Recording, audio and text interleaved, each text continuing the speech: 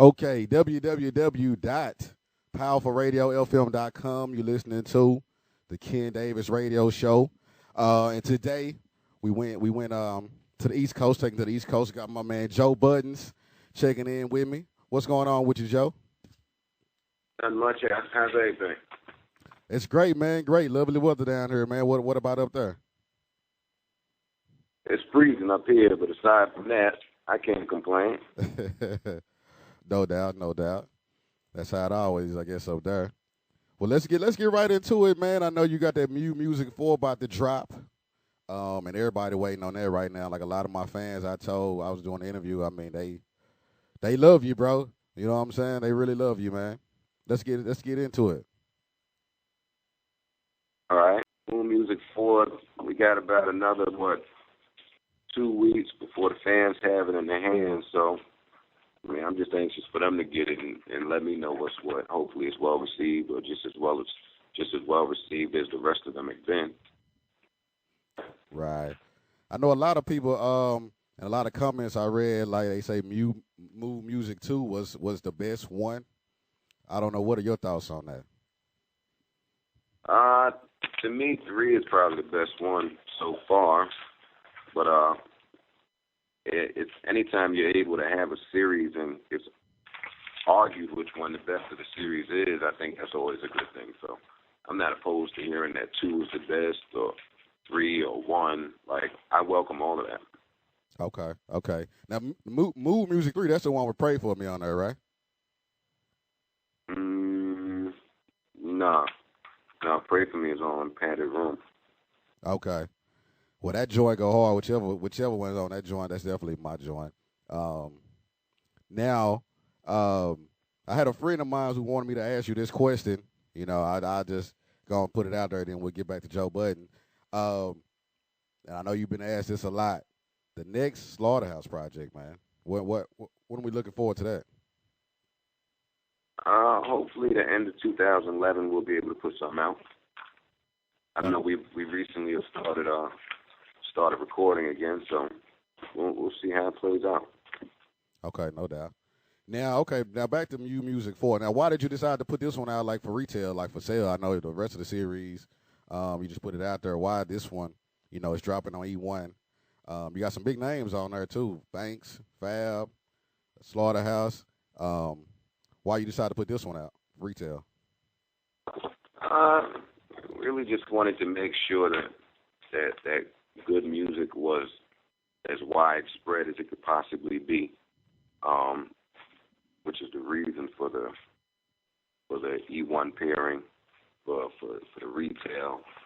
We just want to make sure the awareness is up and that as many people are able to go get it as possible. So it's a great CD, and we wanted to treat it as such. Okay. Now, let me ask you about your collaborations. I know I seen that you basically, call your boy Fab out on Twitter about hopping on the project. But when you go in the studio, what's your thought process like of making a song and deciding who you want to put on there, if you want to put somebody on there with you? Well, I don't often do the collaborations. Every Mood Muzik, I make sure to do at least one. And this one, the collaborations just happen to be, pretty big in terms of the artists that were featured and what they had going on with them and just the overall quality of the music. So we got Fab, we got Lloyd Banks, Slaughterhouse they all appear on different songs. We got Styles P, Pusha T. So, I mean, the collaborations on this particular project is probably better than they've been on any of its predecessors. Okay, no doubt.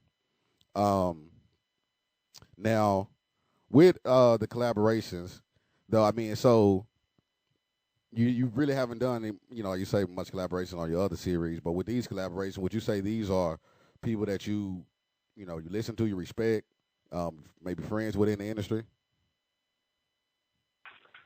Oh, anytime I do a collab with somebody, it's going to be somebody that I respect. So, yeah, I definitely respect each of them, and I'm a fan of each of the artists that I collabed with on this one. So it was a pretty big deal for me to get these joints done. Right. Yeah, Pusha T. I didn't know he was on there also as well. That's a good look. Um, now a quick Slaughterhouse question. For some people who may not know, and I don't know if this is correct or not. I just read this somewhere. Basically, you had a hand in putting that together. Like you reached out to the artists, and got them all on a track. And is that kind of how the group formed? Yeah, yeah, for the most part. We got together. We did a song on one of my digital releases. And it was just that well received that we just wanted to keep the momentum going. So that's pretty much how it started. I mean, that's big. I mean, I'd say Slaughterhouse got my personal opinion, potential to be, the biggest group, out there, especially. And I need to ask you this question too: is it official that you guys are going to be signing to Shady Records? Hopefully. Okay. Hopefully, if everything goes the way it's supposed to go. No, but that's the path that we seem to be on right now. Okay. Now you going on tour, right? On a promotional tour, right? For Mood Muzik 4. Mm-hmm. Well, what's some of the cities you're gonna be stopping in? I know I also seen that you're gonna be going international too. I have absolutely no idea. I'm fresh out of the studio wrapping this particular CD up, so my focus was all on the creative side. I'm sure the people in my corner take care of the promo tour, though. Okay, no doubt. Now, let me ask you this, because, I mean, you probably got one of the most loyal, dedicated, just from what I've seen, fan bases out there. Why do you think that is? I know I've seen and heard you put a lot of, personal stuff into your music, which is great. I think that's definitely missed from hip-hop, but personally, why do you think that is? I mean, the fans just wait for anything that you're going to drop, It's like they lined up for, like it's a new Xbox or something, That part I don't really know. I've been trying to figure out the answer myself and just keep coming up with blanks. So if you figure it out, please let me know. But I mean, I appreciate it and I'm grateful for them. Right. Now, when you first started out, doing hip hop and rapping and music, were you always just putting basically your personal life out there, your story, your struggles? That's something that's you, that's your music?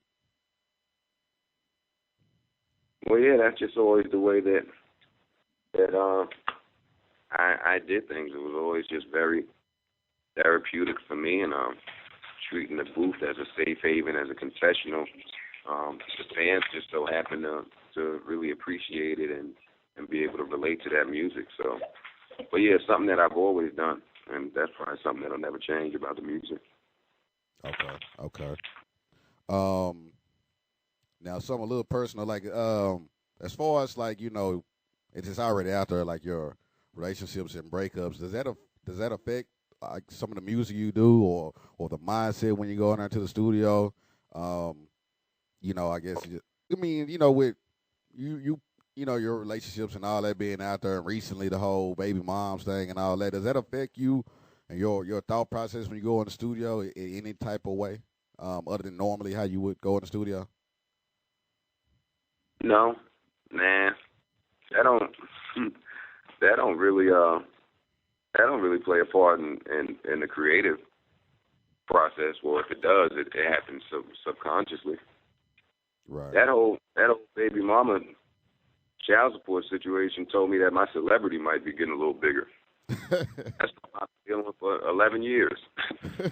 I never saw it on the internet though.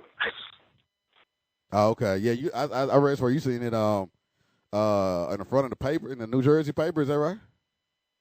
Headlines, like headlines. Shocked me over some morning coffee. Right. That's what's up, man. So being of course you a solo artist, started out solo artist, working with Slaughterhouse. How's the process? When you guys go in there to make songs, how do you guys decide what's gonna be the song? What beat you're gonna use, what it's gonna be about. How is that? You guys just kind of have like a voting poll or something like that. How does that work?